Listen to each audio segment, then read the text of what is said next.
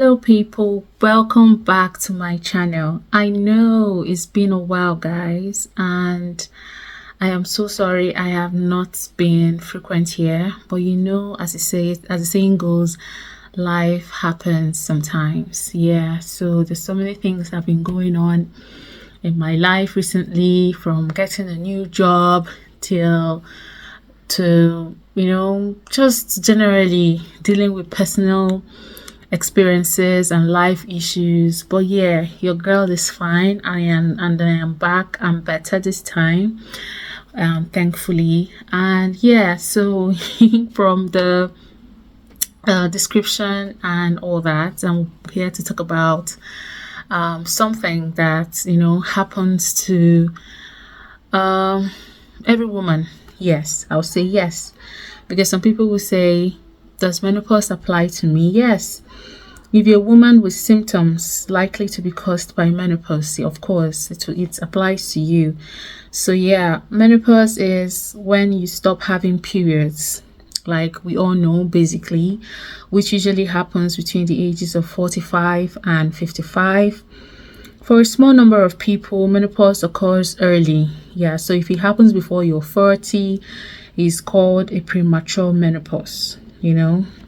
So menopause happens when your ovaries stop producing a hormone called estrogen. I hope I got that right. So it's spelled OESTROGEN, and no longer releases eggs. So for some time before this, it could be for a few months or for several years, your periods may become less regular as your estrogen levels fall. So this is called perimenopause. So symptoms, let's talk about symptoms. So during perimenopause, you might have symptoms like hot flushes, night sweats, joint and muscle pain, vagina dryness, mood changes, lack of interest in sex. Menopause also affects every woman differently. So it could be either or all of the symptoms that I've just listed. You may not even have symptoms at all, or they might be just very brief or short-lived. For some women, they are severe and distressing. So some women, it can be very severe. So for some, it might be just very brief, So it just depends on your body.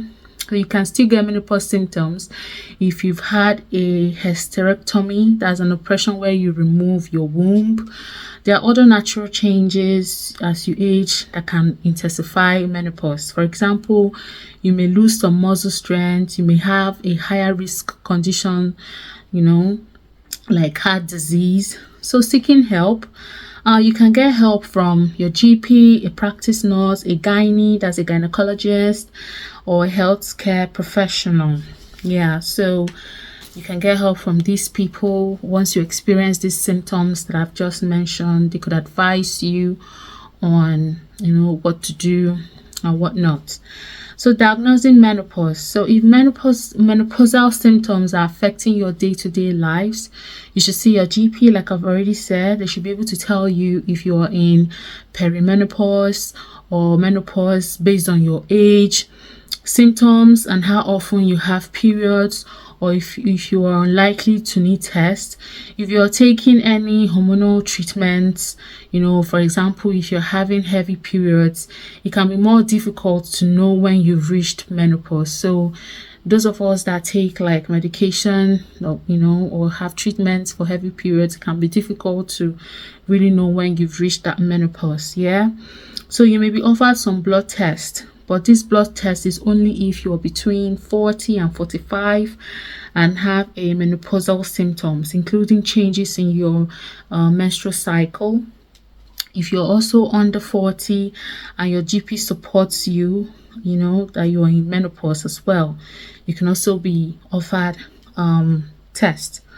Yeah, so I want to talk about menopause as a result of medical treatment. So there's some medical treatments and procedure that can cause menopause. The medical treatments such as chemotherapy, people that have cancer, radiotherapy, people, when the treatments you need to treat cancer, and surgery that involves your ovaries.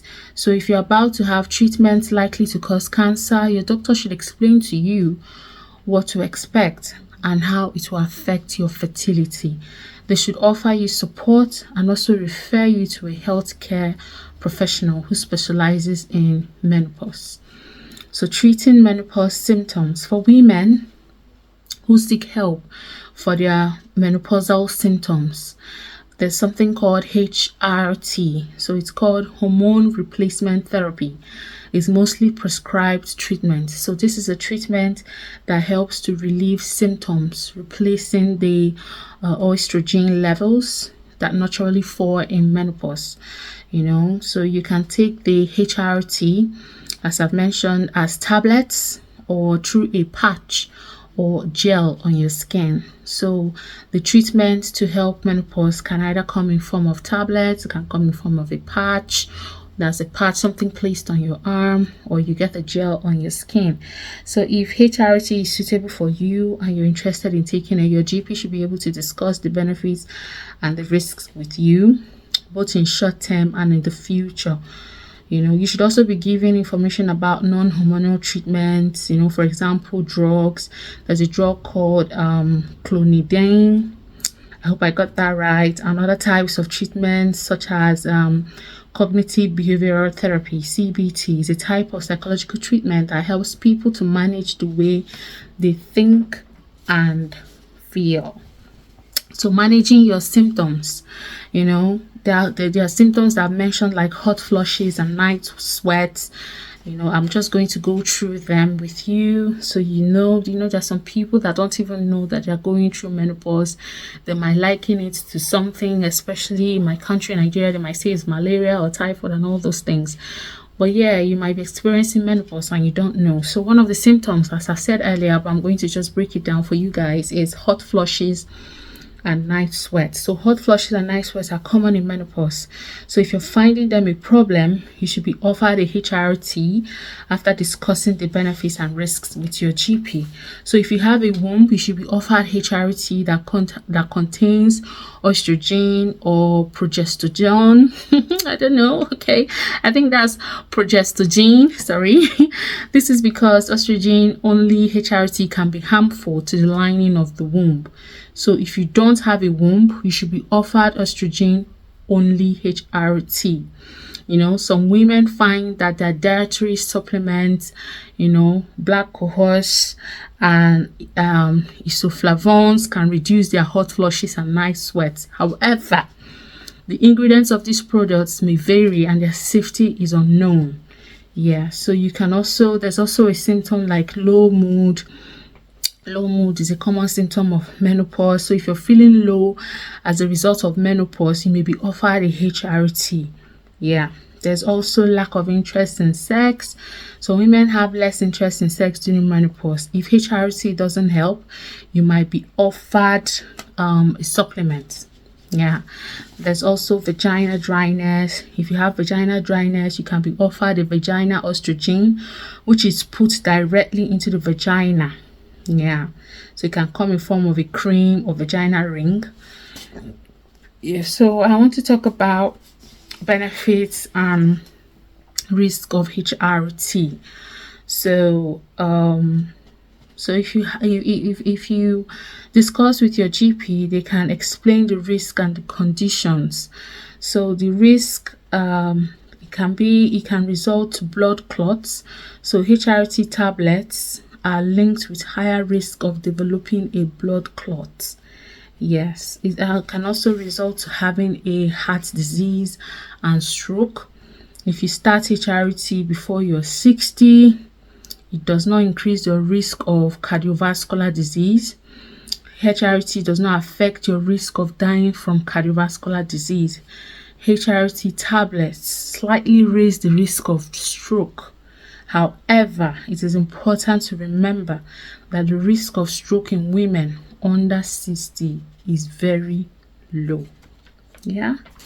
So also breast cancer studies also shows that for some women around menopausal age, estrogen only HRT causes a little or no change in the risk of breast cancer. HRT that contains estrogen and progesterone may increase breast cancer risk. This risk may be higher if you take HRT for longer, but falls again when you stop taking HRT. Yeah. So very quickly, I just don't want this video to be so long, as I've pointed out the symptoms of menopause. I also want to point out some things that can be helpful when you're going through those stages, or when you get through that age, to the age of, likely getting into menopause. You should always drink enough water. You should also reduce refined sugar. You know what refined sugar means. You should also reduce it.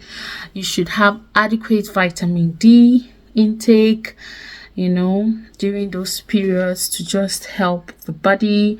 Take more of protein, zinc, omega-3, So just keep a diary and collect data, and also try to track your symptoms and adjust your diet and lifestyle.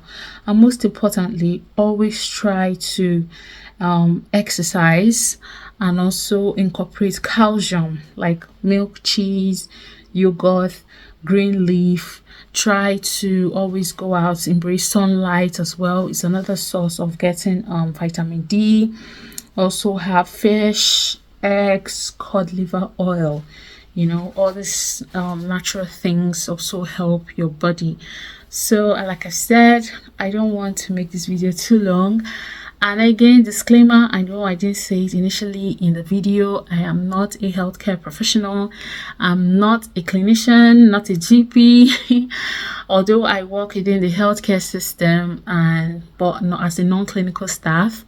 And I have some trainings and all these things, to help improve my knowledge. So I decided to share with you guys, my community and audience. Is just to be self-aware. It might not be for you, but you might know someone who is going through those symptoms I've mentioned. You might want to enlighten them and share my video with them, so that they will understand better what is going on, because some people don't even know what is going on. Like I said earlier in this video, they might liken it to one sickness or disease or the other, but this is actually it. It's fact. It happens.